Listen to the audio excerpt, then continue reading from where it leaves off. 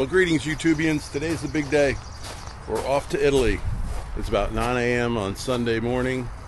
We're out in PA. Just making sure everything's squared away before we boogie. Chickens are all fed and watered. Everybody's looking good. Aren't you guys?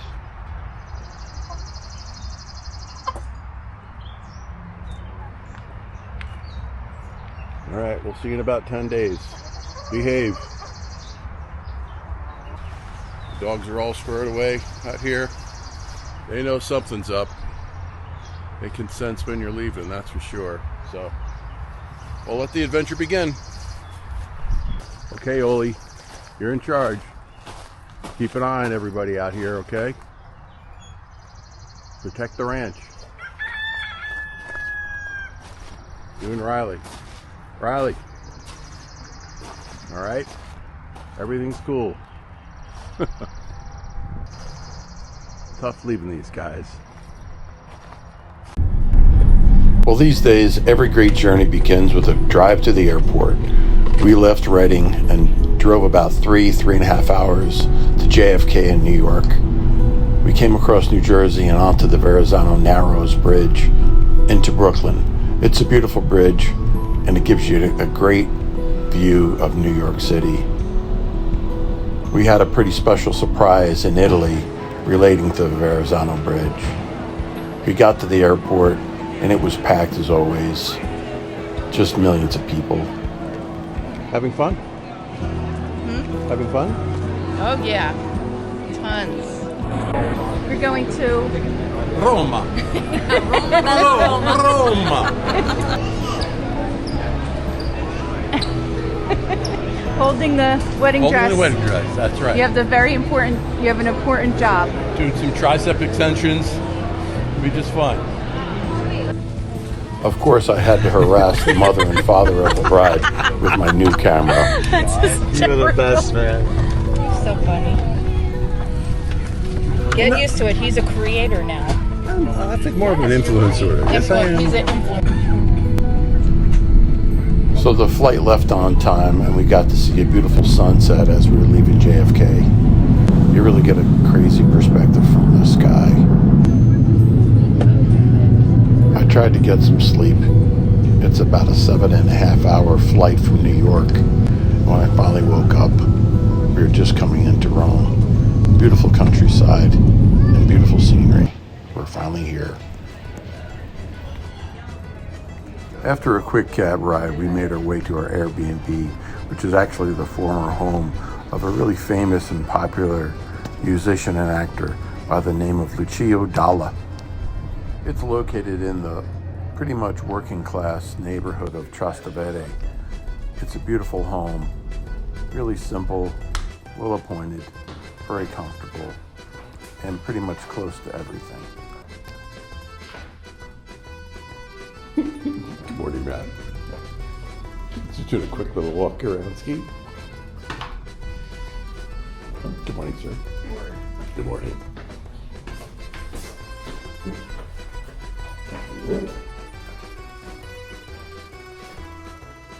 Little did I know that this was the first flight of stairs of many, many more to come. So after we got settled in, we decided to take the 10 to 15 minute walk over to St. Peter's Square. This was my first time walking through Rome, and just the sights and sounds were beautiful. These old cobblestone streets are super narrow and just filled with tons of little motorcycles and scooters. People are just flying around like crazy. Morning. Viva Italia.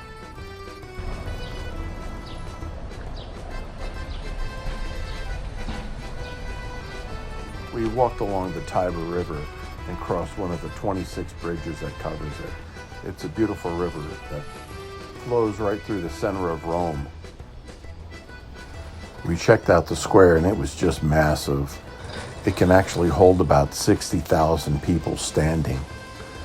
And it was just huge and very, very beautiful. We came back later in the day when it was raining I decided to check out the Vatican. We started in the basement where all the popes have been buried and entombed. It was pretty eerie, but really, really beautiful. I was glad we got a chance to see the Our Lady of Guadalupe. We then made it upstairs to the main room of the Basilica. And the first thing you see is this gigantic gold and marble altar of the Confession. It just dominates the room, and it stands directly over the tomb of St. Peter and under the dome.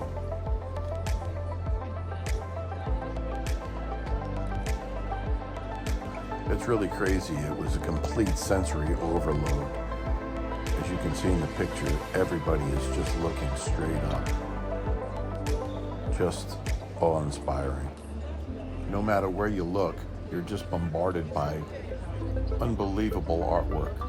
This is actually the tomb of Pope Alexander VII. The Pope himself commissioned this artwork to be done in 1671, and it was finished in 1678, 11 years after the Pope's death.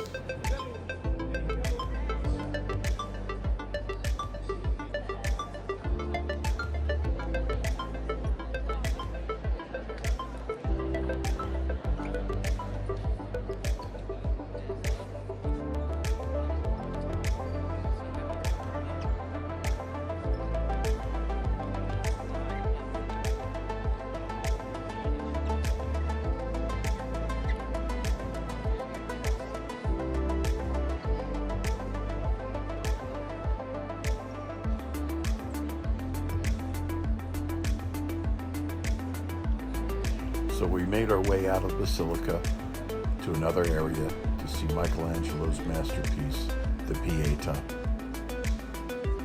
It was absolutely breathtaking to think that he sculpted this when he was only 23 years old. On our way to the dome, we passed the entombed body of Pope John XXVI. It just gave me the creeps. We took the elevator up to the mid-level of the dome, and it just gives you an amazing view of the whole basilica. This is actually the highest dome in the world.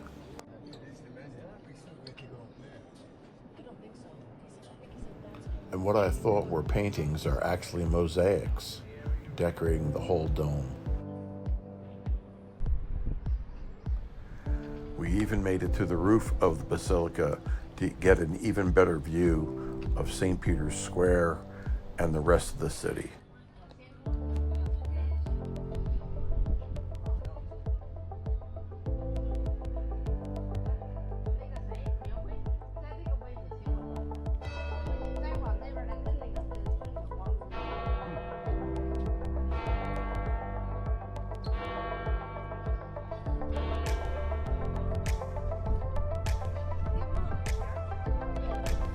For whom the bell tolls. Back down the stairs and across the square to the Museum of the Vatican.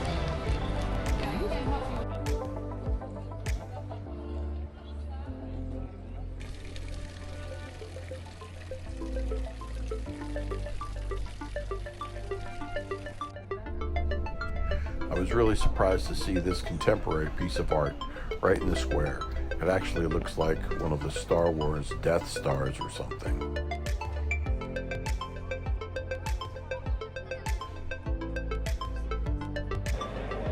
The sheer volume of artwork in this place was just endless, and this young couple looked like they were very excited to see it all. They're actually doing the happy dance.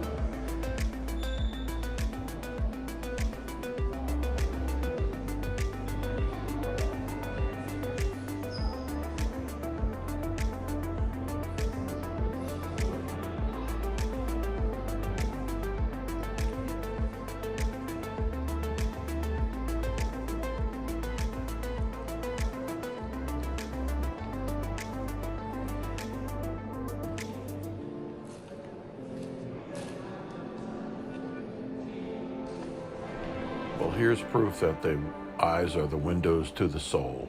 And of course, a big foot needs a big shoe.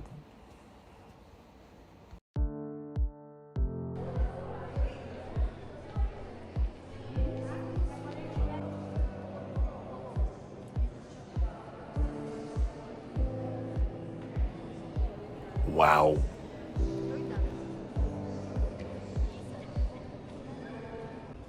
So after a long day, we went home, got dinner, and chilled out. We had to be up early to get to St. Peter's Square and hopefully see the Pope. Well, there's a first for everything, and we actually got there early and got right to the front of the line. The place filled up quickly, and there was literally thousands of people waiting to get into St. Peter's Square. Off to see the Pope. Somehow we actually made it all the way up front. So after an hour or so of multiple blessings and welcomes, the Holy Father arrives. What an amazing experience. Never in a million years did I think I'd be within 50 feet of the Pope. It was just wonderful to see people smiling and their hearts just filled with love.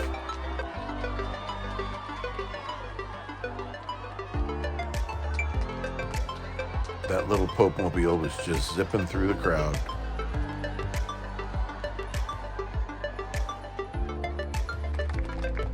Today we have taken up the series of catecheses on the Jubilee theme of Christ our Pope, begun by Pope Francis, reflecting on Jesus' parable